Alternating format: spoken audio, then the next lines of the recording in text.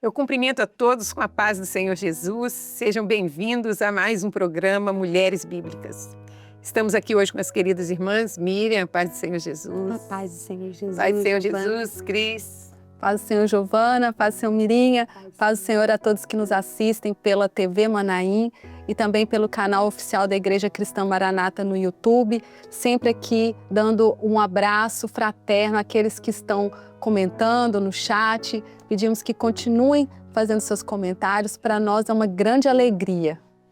Hoje nós vamos conversar sobre a história da mulher cananeia. Uma mulher estrangeira que vivia em uma terra marcada pelo paganismo, pela idolatria, mas que ouviu falar que Jesus estava na região de Tiro e de Sidom e não hesitou em buscá-lo. Sua filha estava gravemente atormentada e, sem temer o constrangimento, ela se pôs a clamar ao único que poderia socorrê-la naquele momento. A fama de Jesus corria. Cegos veem, enfermos são curados, endemoniados são libertos e até sobre a morte ele tinha poder. Coisa maravilhosa, né? Não foi fácil para ela. Ela enfrentou a oposição dos discípulos, o silêncio inicial de Jesus e até a aparente rejeição das suas palavras. Mas nada disso a fez desistir. Pelo contrário, ela se humilhou, reconheceu a autoridade de Jesus, a realeza do Senhor e o adorou. Antes de receber a bênção. Coisa maravilhosa, né? Cheia de fé, ela insistiu até ser atendida. Com a história dessa mulher, nós percebemos que há muito para aprender sobre oração perseverante. Como nos aproximar de Deus com fé, com humildade, a dependência da vontade do Senhor, a persistência, mesmo diante de oposições e silêncio, né? Mas quem era essa mulher, Miriam? Bom, Giovana, nós vamos ver que há alguns detalhes interessantes, né? Dessa passagem do encontro, então, dessa mulher com Jesus, que eu gostaria de falar, ela era uma mulher gentia e uma mulher de percepção profunda da situação, da circunstância em que ela se encontrava, né? Primeiro, ela discerniu a miséria da sua condição. Ela tinha uma filha severamente endemoniada e até então ninguém para socorrer. Ela deve ter tentado, né, buscar vários recursos, mas ela viu que ali era algo espiritual que estava ali trazendo aquele transtorno todo, aquela tristeza toda. E ela ouviu falar de Jesus, do seu ministério, dos seus ensinos, dos milagres que ele operava. E, ou seja, a fama de Jesus, ela já tinha corrido por toda parte. Mas o que ela ouviu gerou nela, no seu coração, a fé, porque a fé vem pelo ouvir, né? E também por reconhecer as profecias que o apontava como o Messias, o Senhor. Então foi esse reconhecimento que a levou a ir até o Senhor e clamar por misericórdia. Jesus, filho de Davi, tem misericórdia de mim. Então, a princípio, Jesus ficou em silêncio, mas ela continuou, ela persistiu, ela incomodou, né? Incomodou até mesmo, naquele pedido, os discípulos que queriam despedi-la. Então, naquele momento, Jesus diz, eu não dar uma resposta, que foi um marco ali. Foi um marco, aquele momento ali, nós vemos que foi um divisor de águas, porque Jesus, ele olha aquela mulher, olha aqueles discípulos, o que eles falavam, o que eles queriam, e olha a necessitada ali, clamando. Então ele falou, mas ele se manteve, ele falou, olha, eu não fui enviado, senão as ovelhas perdidas da casa de Israel. E não é bom pegar o pão dos filhos e deitar aos cachorrinhos. Foi a resposta que Jesus deu. Então Jesus indicou ali que era tempo de pregar, na verdade, para Israel. E que o tempo de pregar para os gentios, né, a salvação dos gentios, ainda não havia chegado. Jesus estava com aquela resposta deu isso, ele quis dizer isso. E ali então, aos pés de Jesus, ela continuou adorando, ela clamando e adorando. E ela dá uma resposta. Com aquela adoração veio também uma resposta muito sábia, forte, de alguém que persiste, de alguém que se humilha ali e não se deixa abater, né, por uma situação, por aquilo que ouviu, mas ela entendeu ali que deveria continuar. E ela insistiu, mas os cachorrinhos, ela diz para Jesus, comem das migalhas que caem da mesa do seu Senhor. Então, a maravilha está aí nesse ato de humildade e desse entendimento. Na verdade, ela tinha esse entendimento. E com essas palavras, ela rompeu todo aquele protocolo da situação. Ela entrou, então, no tempo de Deus, Giovana. E esse tempo é o tempo em que a graça de Deus seria revelada aos gentios para a salvação. Então, a graça levaria os gentios, então, a serem participantes da rica mesa do Senhor. Então, Jesus, ele seria um mediador, seria de uma nova aliança que alcançaria os povos gentílicos. E nós vemos aqui que essa mesa da aliança, eu queria falar um pouquinho, essa mesa da aliança, para aquela mulher ali, né, que ela estava à mercê do adversário, ela não tinha aliança. E ela precisava então se unir ao Senhor, receber essa força, essa defesa dele. E tanto nos lembramos aqui do Salmo 23 que diz: preparas uma mesa perante mim na presença dos meus adversários, unges a minha cabeça com óleo e o meu cálice transporta. Nos lembramos que essa mesa era exatamente, ali estava servido para mim, para todos nós, ali uma mesa, um serviço, que era o óleo, era o vinho. Então, ali o inimigo não podia enxergar aquele que precisava daquela defesa. Então, nós vemos que essa mesa, ela também tipifica ali a presença de Jesus. E essa aliança, então, com Deus, é a nossa aliança com Deus. Então, naquele momento, Jesus, ele reconhece a fé daquela mulher e por causa das palavras ditas por ela, inclusive palavras de inspiração profética, ela recebeu a bênção que buscava. E nós entendemos também com isso a importância de termos um entendimento profético quando oramos ao Senhor, porque nas profecias estão contidas a vontade de Deus, estão contidas também os seus pensamentos a nosso respeito e a respeito até da nossa situação. Então nós precisamos tomar posse das riquezas que Ele nos proporcionou e também o nosso reconhecimento pela fé de todas as circunstâncias, né, que se opõem a nós, da soberania de Deus, que Ele tem poder para desfazer todos os laços, tudo aquilo que se levanta contra um servo do Senhor. Porque Salmo 119, 91 diz, porque todas as coisas te obedecem. Então, glória a Deus. Glória a Deus. Glória a Deus. O programa de hoje, o Senhor deseja que nós sejamos despertadas para a oração. E a oração é esse elo, né, entre o crente e Deus. E nós mulheres temos essa característica, nós somos insistentes, nós somos persistentes como aquela mulher foi. E o Evangelho de Marcos, ao narrar esse episódio da mulher cananeia, no Marcos 7, 24, 25 diz assim: e entrando numa casa, queria que ninguém o soubesse, mas não pôde esconder-se, porque uma mulher cuja filha tinha um espírito imundo, ouvindo falar dele, foi e lançou-se aos seus pés. O Senhor ali, ele não pôde se esconder como ele queria, porque a súplica, o grito de uma mulher o alcançou.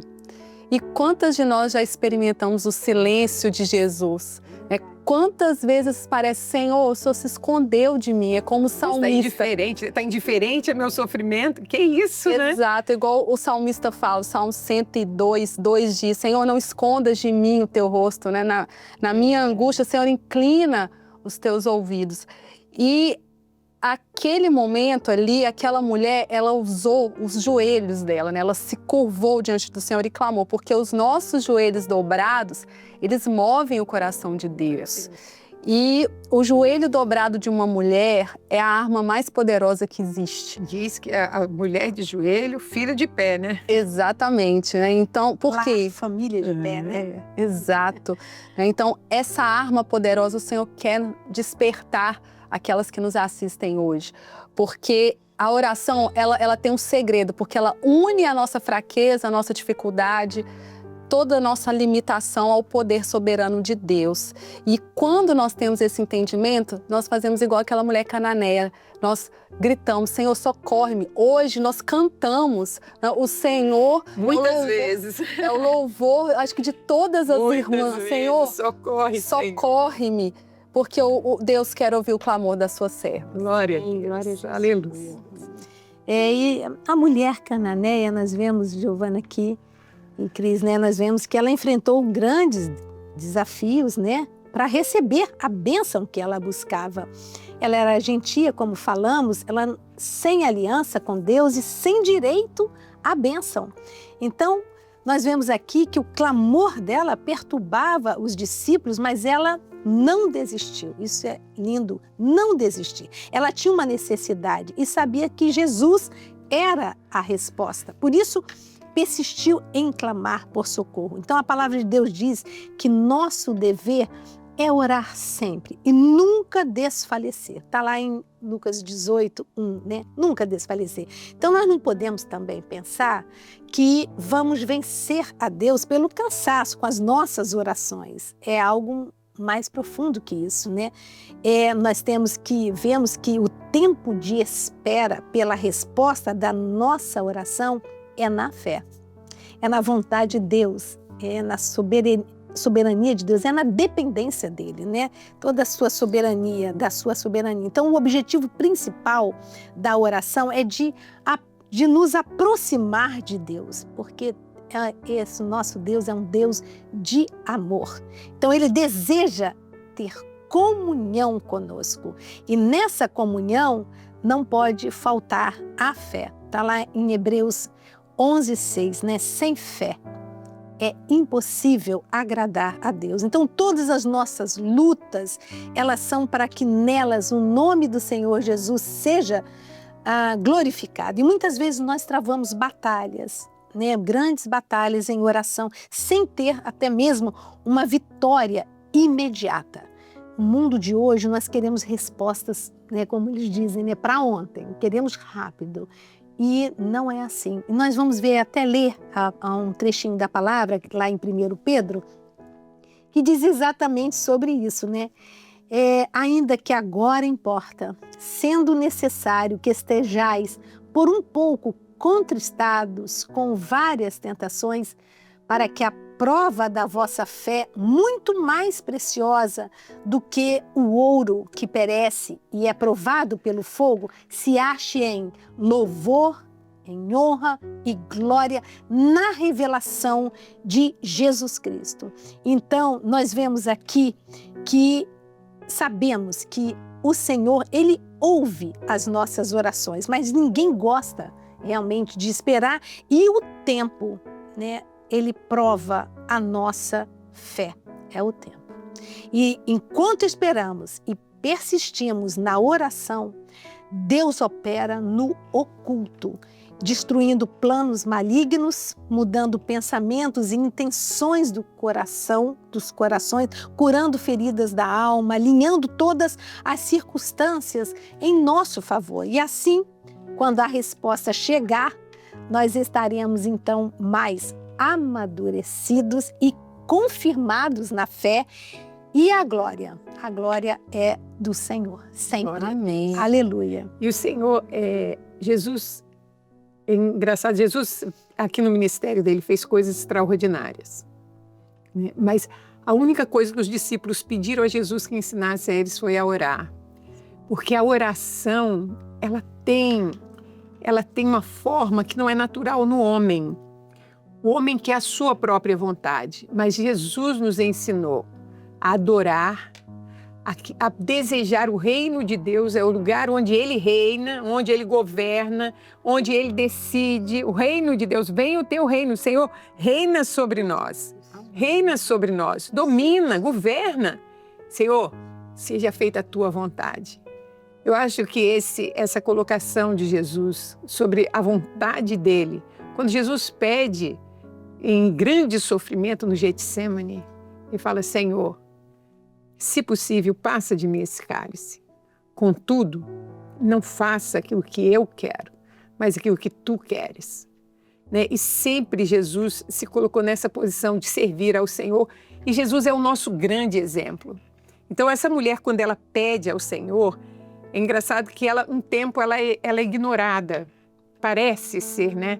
Passa essa imagem dela ser ignorada. Jesus estava ali para ensinar os discípulos. E muitas vezes Jesus, quando fala com estrangeiros, ele fala da fé dos estrangeiros, né? Nem Israel viu fé como essa. Não foi só para ela. São pessoas que chegaram a Jesus confiando que ele era poderoso e que ele atenderia. Eles insistiram. Mesmo sem ter direito a essa bênção, eles insistiram com o Senhor. O sofrimento das pessoas às vezes incomoda. O nosso sofrimento, né, quando estamos em momentos difíceis, as pessoas não têm prazer. Os discípulos disseram, cala a boca, para de perturbar. Não, é só o Senhor que pode dar a resposta. Só o Senhor tem a resposta para nós e só Ele tem poder para resolver muitos dos nossos problemas. Nós temos hoje lares debaixo da mão do adversário. O mundo está posto no maligno, ele é o rei desse mundo. As influências, os poderes que ele tem exercido sobre crianças, intermediários, adolescentes, jovens, muitos dominados por drogas, mães vivendo esse problema. Pais, né, vivendo conflitos dentro dos lares. A perdição que está no mundo contamina os lares. E a nossa luta, a nossa guerra é de joelhos. É aos pés do Senhor. Ainda que o Senhor não responda naquele momento e nem responda sempre do jeito que a gente quer. Muitas vezes o Senhor responde e não nos responde do jeito que nós queremos. E nós depois glorificamos ao Senhor. Senhor, glória a Jesus, o Senhor não ouviu minha oração, o Senhor fez muito maior, o Senhor fez muito além, o Senhor atendeu. Paulo, no ministério de Paulo, nós vemos que os lenços de Paulo, as aventais que Paulo usava, curavam os enfermos, não é? Por que Paulo fala de Timóteo e suas constantes enfermidades? Não curou, porque Deus não queria curar Timóteo. Era a vontade do Senhor usar a enfermidade de Timóteo para curar outros, talvez. Ele mesmo lutou com um espinho na carne, ele tinha uma limitação.